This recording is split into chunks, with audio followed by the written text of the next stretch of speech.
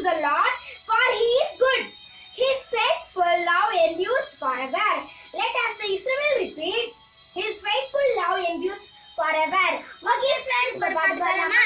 கர்த்தரை துதியுங்கள், அவர் என்றும் நல்லவர், அவர் பேரன்பு என்றும் உள்ளது. கர்த்தரை துதியுங்கள், அவர் என்றும் நல்லவர், அவர் பேரன்பு என்றும் உள்ளது. ஒருவராய் மாபெரும் அதிசயங்கள் செய்தாரே,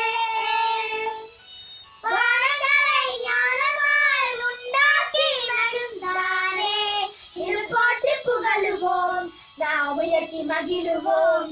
இன்று போற்றி புகழுவோம், நாம் உயர்த்தி மகிழுவோம்.